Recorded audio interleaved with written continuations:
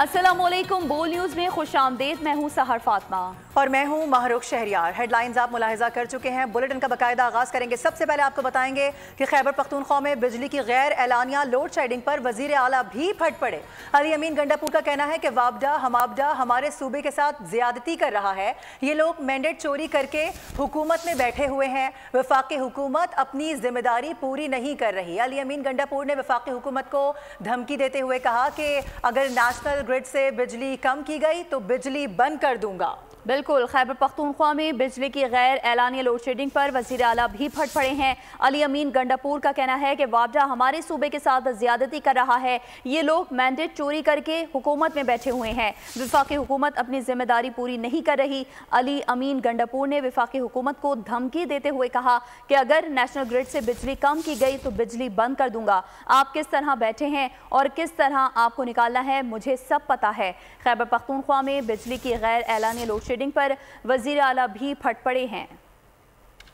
ऐलान कर रहा हूँ कि 12 घंटे से ज्यादा लोड शेडिंग किसी फीडर पर भी नहीं होगी। तमाम पार्लियामेंटेरियन आपको अवाम ने वोट दिया और आपके साथ अवाम ने गैरत भी की है और अब हमने गैरत करनी है इनके साथ। और आप लोगों ने 12 घंटे से ज्यादा लोड शेडिंग जहाँ पर भी है खुद बैठकर चौकीदारी करनी है और खुद बैठकर आपने इंश्योर करना है कि 12 घंटे ज्यादा लोड शेडिंग कहीं पर भी नहीं होगी। किसी भी बंदे के ऊपर पख्तूनख्वा की पुलिस वापडा के कहने पे कोई FIR नहीं करेगी। ये पख्तूनख्वा की पुलिस है, ये वापडा की मातहत नहीं है। वापडा जो ज्यादती कर रहा है, हमें अपना हक भी नहीं मिल रहा और साथ में हमारे साथ ज्यादती भी हो रही है, तो आपने हक के साथ ठहरना है। आखिरी पैगाम शहबाज शरीफ आपको, आपने मुझे फोन किया कि आपको IMF के सूबे की सपोर्ट चाहिए। मुझे सूबे का पहले पैसा चाहिए जो आपने देना है। ये जो आपने तरीका इख्तियार किया हुआ है, मैं आपको वार्न कर रहा हूँ, आप मजबूर कर रहे हैं कि आपकी हुकूमत को धक्के देकर निकाला जाए और आप फिर स्टैंड नहीं कर सकते।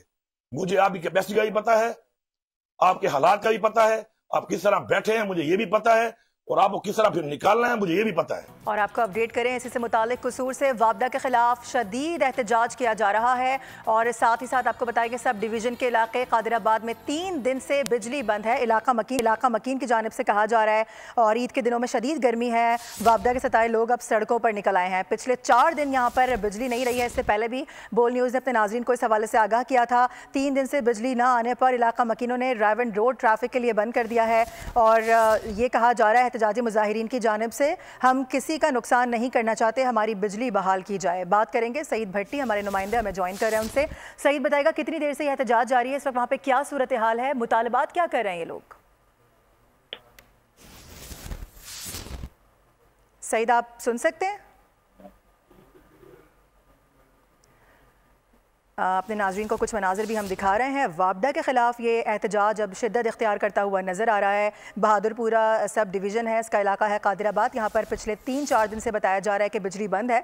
इलाका मकीनों का अब सब्र लबरेज़ हो गया है और उसके बाद हमने देखा है कि इलाका मकीन सड़कों पर निकल आए, उनकी जानिब से एहतजाज किया जा रहा है।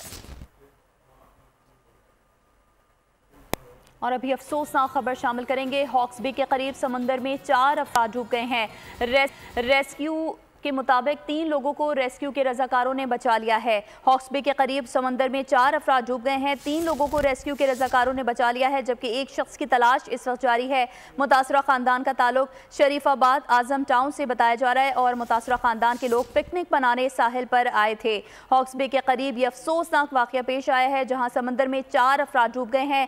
रेस्क्यू हुकाम के मुताबिक 3 लोगों को रेस्क्यू के रजाकारों ने बचा लिया है, जबकि एक शख्स की तलाश अभी भी जारी है। और मुतासरा खानदान का ताल्लुक शरीफाबाद आजम टाउन से बताया जा रहा है। मुतासरा खानदान के लोग पिकनिक मनाने साहिल पर आए थे। अफसोसनाक खबर इस वक्त सामने आई है। हॉक्स बे के करीब समंदर में 4 अफराद डूब गए हैं। रेस्क्यू के मुताबिक 3 लोगों को रेस्क्यू के रजाकारों ने बचा लिया है, जबकि एक शख्स की तलाश जारी है, मुतासरा खानदान से बताया जाता है। तो उधर अटक में ईद की खुशियां मनाने वालों पर क़यामत बीत गई। दरिया सिंध बाग नेलाब के मुकाम पर फैमिली डूब गई। वालिद को बचा लिया गया। एक बेटे की लाश गुज़िश्ता रोज़ निकाली गई, ताहम बच्ची को तलाश नहीं किया जा सका है। बच्ची का तलाश ऑपरेशन फिर शुरू कर दिया गया है।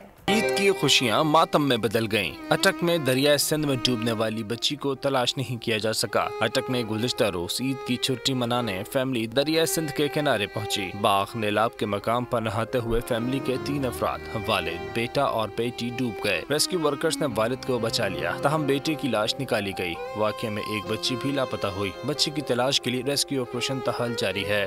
रेस्क्यू वर्कर्स के मुताबिक पानी की सतह ज्यादा होने के बाद बच्ची की तलाश में मुश्किलात का सामना है।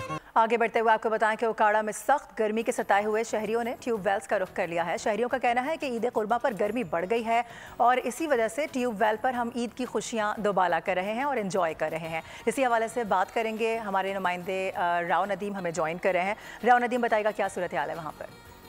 बिल्कुल, ईद का तीसरा रोज़ है और शहरी जो है वो सुन्नत इब्राहिमी की अदायगी के बाद आज तीसरे रोज़ जो है वो एंजॉय करने के लिए दिगर तफरीह मकामात का रुख कर रहे हैं। तो इस वक्त मैं एक ट्यूबवेल पे मौजूद हूँ, यहाँ पर मंचलों की बड़ी तादाद मौजूद है जो कि जो गर्मी की शिद्दत है उसको कम करती दिखाई दे रही है। मेरे साथ मंचलों मौजूद हैं, इनसे हम बात करेंगे। आप बताइएगा जी, कैसे एंजॉय कर ईद का 30 दिन आज है ना भाई? 2 दिन हम ना मसरूफ़ रहे हैं कि ईद में भी बकरा बुकरा खाया था, अभी बारबेक्यू और इतनी डिशेज बनाई हैं कि हमारा टेम्परेचर इतना हाई हो गया।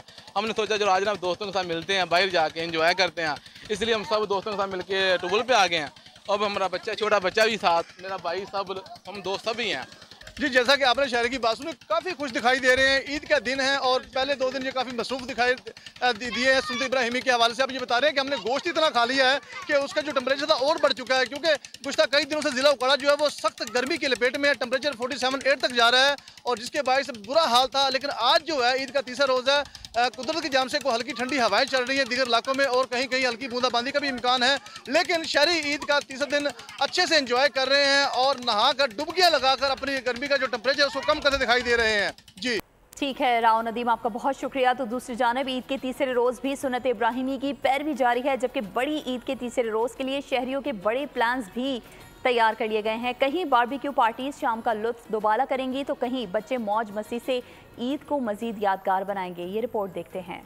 जिस तरह से हम बात कर रहे हैं कि ईद के तीसरे रोज़ भी शहरी सुन्नत इब्राहिमी की अदायगी में मसरूफ़ नज़र आ रहे हैं, इसी हवाले से हम बात कर लेते हैं कि बहावल नगर में क्या हो रहा है। हमारे नुमाइंदे मोहम्मद आसिफ चौधरी हमें ज्वाइन कर रहे हैं। आसिफ, बताइएगा जी। बिल्कुल, आज ईद कुर्बान का तीसरा दिन है। आज भी लोग सुन्नत इब्राहिमी की अदायगी कर रहे हैं। मैं इस वक्त एक घर में मौजूद हूँ जहाँ पर कुर्बानी का गोश्त जानवर ज़िबा करके गोश्त बनाया जा रहा है।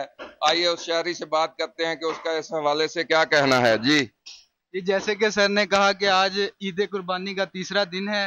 पहले 2 दिन हमने बकरे किए हैं और आज कट्टा किया है और मेरा पैगाम है ये इंशाल्लाह हम गरीबों और मस्कीनों में बांटेंगे।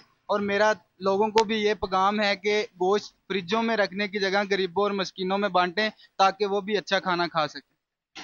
जी, जैसा कि आपने शहरी की बात सुनी कि सुन्नत इब्राहिमी अदा करके कुर्बानी का गोश्त बांटा जाएगा। लोगों को भी ये पैगाम दिया है कि कुर्बानी का गोश्त फ्रिजों में रखने की बजाय गरीबों और मस्कीनों में तकसीम करें ताकि उनके घर भी अच्छा खाना पक सके। जी ठीक है आसिफ, आपका बहुत शुक्रिया। ईद कुर्बा पर वालिदैन ने कुर्बानी की, बाद में बच्चों की फरमाइश पर तफरी गाहों का रुख भी कर लिया। अलमंजर पिकनिक पॉइंट पर भी सैरो तफरी से रौनक लगी रही। देखते हैं हैदराबाद से इरफान आराई की ये रिपोर्ट। तो जनाब, ईद उल अजहा का तीसरा रोज़ है। वालिदैन ने बच्चों की फरमाइश के आगे अब हथियार डाल दिए हैं। गर्मी के बावजूद बच्चों के हमरा सैर गाहों में मौजूद हैं। बच्चे कहते हैं कि शाम तक हमने यहीं रहना है। इसी हवाले से बात करेंगे, बोल न्यूज़ के नुमाइंदे मोहम्मद आलिजा हमें ज्वाइन कर रहे हैं उनसे। आलिजा, बच्चे क्या फरमाइश कर रहे हैं? ईद कुर्बान का तीसरा रोज़ है और अब बहुत हो गया खाना शाना, बच्चों के हमरा पिकनिक मनाने हैं जाना, ये नारा लगाया है वालिदैन ने। और वालिदैन ने अब हथियार डाल दिए हैं बच्चों की फरमाइश के आगे। हम देख रहे हैं वफाकी दारुल-हुकूमत इस्लामाबाद में आज निस्बतन मौसम गर्म है, उसके बावजूद फैमिलीज़ पार्क्स का रुख कर रही हैं। हमारे साथ एक भाई साहब मौजूद हैं, उनसे जानते हैं। लगता है कि आप भी बच्चों की फरमाइश के आगे मजबूर हो गए, हथियार डाल दिए? हाँ जी, बस ये बच्चे हमारे हमें तंग करते हैं कि अब लेकर जाएँ, इसलिए हम लेकर आए, वरना गर्मी में तो हम नहीं आ सकते। लेकिन ये आप देख सकते हैं कि ये दोनों के दरमियान, वालिदैन और बच्चों के दरमियान ये मुज़ाकरात देखते हैं कामयाब होते हैं नहीं। वो कह रही हैं कि शाम तक हम यहाँ स्टे करेंगे, जबकि वालिदैन का कहना है कि हम इनको लेके जाएंगे। देखते हैं क्या सूरत हाल बनती है। इस्लामाबाद से हम आपको रिपोर्ट कर रहे हैं। ईद का तीसरा रोज़ है, लोग अपनी फैमिलीज़ के हमरा इंजॉय कर रहे हैं। तो उधर सखर में ईद उल अजहा के तीसरे रोज़ भी बच्चों की मौज मस्तियां जारी हैं, जहां तफरीही मुकामात पर बच्चे बड़ी तादाद में झूले झूलने आ रहे हैं। मजीद जानते हैं ब्यूरो हेड सखर शाहिद अली से, जो कुछ बच्चों के साथ मौजूद हैं। जी शाहिद, बताइए। रज़ा का तीसरा दिन है, कुर्बानी हुई, गोश्त बट गया, खूब दावतें उड़ाई गई, तिक्का बोटी खाए गए, महफिलें हो गई। लेकिन बच्चे जो हैं अपने ईद का तीसरा दिन जो है वो भरपूर अंदाज से मना रहे हैं। जितनी ईदी है वो आज खर्च करनी है। आप देख सकते हैं हम सक्खर के इलाके वाड़ीतड़ में मौजूद हैं। कितने आप बच्चे झूले झूल रहे हैं, कितने खुश नज़र आ रहे हैं। बच्चे जो है मुख्तलिफ झूलों में बशिया खा रहे हैं। कुछ हमारे साथ बच्चे। आपको कितनी ईदी मिली? अंकल बहुत सारी, और हम यहाँ पर आए हैं, बहुत मज़ा आता है हमें। यहाँ खाने पीने की चीज़ें भी बहुत सारी हैं और यहाँ झूले भी हैं, हमें बहुत मज़ा आता है यहाँ पर। खाने पीने की चीज़ें हैं, झूले भी ये बच्चे खा रहे हैं। आप बताएं कितनी ईदी मिली है? 500 ईदी। तो क्या झूले में सारी खर्च कर दी है? हाँ।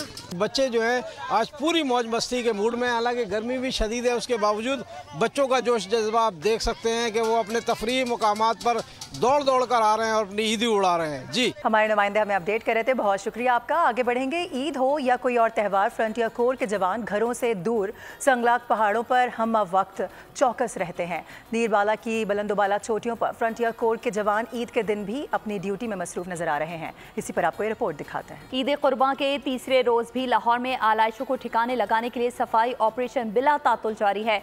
मरकजी कंट्रोल रूम 24 घंटे फाल है। इस हवाले से मजीद जानते हैं नुमाइंदा बोल न्यूज़ अफजाल अब्बासी से। जी अफजाल, आगाह कीजिएगा ग्रैंड ऑपरेशन से मुतालिक।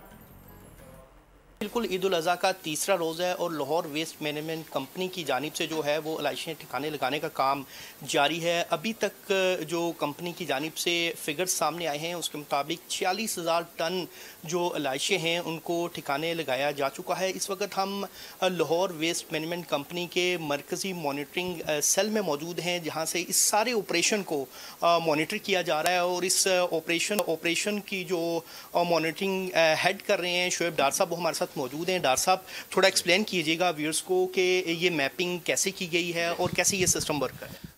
देखें जी, ईद उल अज़हा एक बड़ा मेगा इवेंट है और पूरे लाहौर को साफ़ सुथरा रखना और बर वक्त सफाई करना, लाशों को रिमूवल करना, ये हमारी टॉप प्रायोरिटी होती है। तो जैसे तमाम ऑपरेशन है इसको हम लाइव मॉनिटर कर रहे होते हैं। अभी ये स्क्रीन आप देख रहे हैं, तो जितने हमारे फील्ड ऑफिसर्स हैं उनको हम लाइव मॉनिटर कर रहे हैं। वो पूरा लाहौर के अंदर उनका सप्लायर है कि लाहौर के हर कॉर्नर में हमारे ऑफिसर जा रहे हैं और उस एरिया को मॉनिटर कर रहे हैं। वहाँ पर जो एक्टिविटी परफॉर्म हो रही है उसको भी मॉनिटर किया जा रहा है। इसी तरह हमारे पास गाड़ियों का डैशबोर्ड है जिसके अंदर जितनी हमारी फ्लीट डिप्लॉय है गाड़ियों की, वो ऑपरेशन के अंदर जब जाती है तो उसको भी लाइव मॉनिटर किया जाता है। उनकी भी ट्रैकिंग सिस्टम से ट्रैकिंग की जाती है। जी बिल्कुल, उनका कहना है कि 46,000 टन से ज़ायद अलाइशें और फुजला जो है वो अभी तक वेस्ट किया जा चुका है और आज शाम तक जो है वो लाहौर वेस्ट मैनेजमेंट कंपनी का दावा है कि शहर को ज़ीरो वेस्ट कर दिया जाएगा। बहुत शुक्रिया आपका। हज 2024 अयाम के ख़िताम के साथ ही ग़िलाफ़ काबा कलीद बरदार के हवाले कर दिया गया है। अब यकुम मुहर्रम को ग़िलाफ़ काबा को तब्दील किया जाएगा। मक्का मुकर्रमा रीजन के नायब गवर्नर और मरकज़ी हज कमेटी के नायब चेयरमैन शहजादा सऊद बिन मशल बिन अब्दुल अजीज़ ने खादिम हरमैन शरीफैन शाह सलमान की नियाबत करते हुए ग़िलाफ़ काबा को कलीद बरदार के हवाले कर दिया है।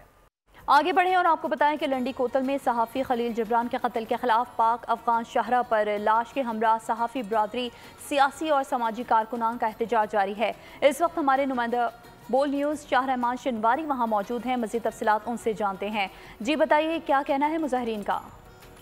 जी बिल्कुल, कल रात एक अफसोसनाक वाक़या पेश आया जहां पर ज़िला खैबर के सीनियर सहाफ़ी और सोशल वर्कर खलील जिब्रान को नामालूम अफराद की फायरिंग से जान बहक हो गया था। मेरे साथ ट्राइबल यूनियन ऑफ जर्नलिस्ट के मरकज़ी सदर काजी फजलुल्लाह मौजूद है। आइए इनसे जानते हैं कि वो इस हवाले से क्या कहते हैं। खलील जिब्रान की जो शहादत है, जो कत्ल है, ये हमारे सहाफ़ी बिरादरी के लिए एक नाकाबिल बर्दाश्त सानिया है। हम इसकी पुरजोर अल्फाज में मजम्मत करते हैं और हुकूमत से मुतालबा करते हैं कि इनके कातिलों को फौरी गिरफ़्तार करें, उनको अदालत के थ्रू कैफिर किरदार तक पहुँचाए। खलील जिब्रान को गुज़श्ता कई सालों से 10 सालों से मुसलसल उनको थ्रेट मिल रही थी और 2-3 दफ़ा उन पर हमला भी हुआ था जिसमें वो ज़ख्मी हो गए थे। चूँकि ये अपने ख़ानदान में इकलौता था, इनकी छोटे 2-3 बच्चे और बीवा रह गई है। मैं हुकूमत से मुतालबा करता हूँ कि इनकी दादरसी के लिए फौरी तौर पर शहीद पैकेज का भी ऐलान करें। जी, आपने इनकी बातें सुन ली। वो कह रहे थे कि इनके बच्चों के लिए हुकूमत फौरी तौर पर शहीद पैकेज दे और इनके बच्चों के लिए मुफ्त तालीम का भी बंदोबस्त करे ताकि इनके छोटे बच्चे और बीवा की दादरसी हो जाए।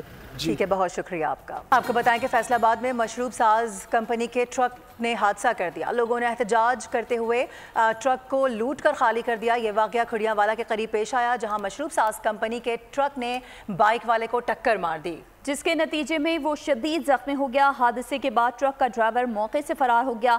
शहरियों ने तैश में आकर गाड़ी में मौजूद मशरूब को लूटना शुरू कर दिया। पुलिस के पहुंचने तक शहरियों ने सारा ट्रक लूट लिया। और अब कुछ मौसम की बात करें तो मुल्क भर में गर्मी की शदीद लहर बरकरार है। महकमा मौसमियात के मुताबिक बेशतर मैदानी इलाकों में मौसम गर्म और खुश्क रहेगा, जबकि इस्लामाबाद, खैबर पख्तूनख्वा, कश्मीर और गिलगित बल्तिस्तान के चंद एक मकामात पर आंधी और गरज चमक के साथ बारिश हो सकती है।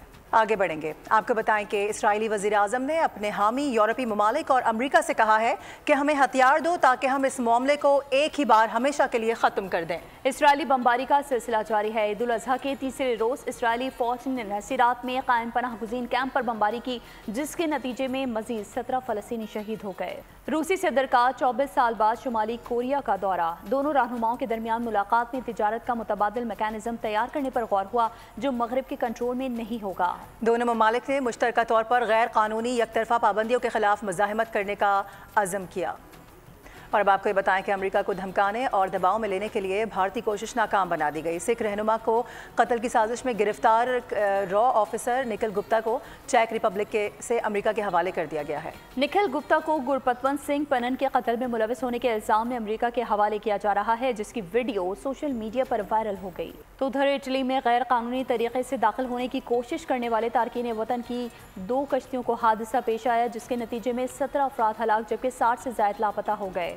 गैर कानूनी तारिकीन से भरी कश्तियाँ जुनूबी साहिली पट्टी पर डूब गई हैं। समंदर में मौजूद जर्मनी के एक इमदादी ग्रुप ने 51 अफराद को रेस्क्यू करके साहिल पर पहुँचाया, जिसके बाद उन्हें अस्पताल मुंतकिल किया गया। महाजरीन पर नज़र रखने वाले इदारे और यूनिसेफ के जानिब से जारी मुश्तरका बयान में बताया गया है कि कश्तियों में ईरानी, शामी, बांग्लादेशी, पाकिस्तानी और मिस्री शहरी सवार थे। बहियाबानी जंगल में रहने वाले खानदान का अहवाल। शैतानी अफरीत ने बच्चों के बाप और मां के जिस्मों पर कब्जा कर लिया। सस्पेंस और हॉरर को एक नया नाम मिल गया। Hollywood film the best one इनका ट्रेलर जारी हो गया और मौत की मुस्कुराहट ने उसे हर तरफ से घेर लिया। हॉलीवुड की हॉरर सस्पेंस फिल्म स्माइल 2 का ट्रेलर जारी कर दिया गया। और दौलतमंद खानदान है मौत के फरिश्ते का मुंतज़िर, मगर क्यों? हॉलीवुड की हॉरर फिल्म द इनहेरिटेंस का खौफनाक ट्रेलर जारी हो गया। इसी के साथ बुलेटिन से फिलहाल इतना ही। मजीद खबरों और अपडेट्स के लिए विजिट कीजिए हमारी वेबसाइट bolnews.com और देखते रहिए बोल न्यूज। सब्सक्राइब करें और बेल दबाएं ताकि कोई खबर रह न जाए।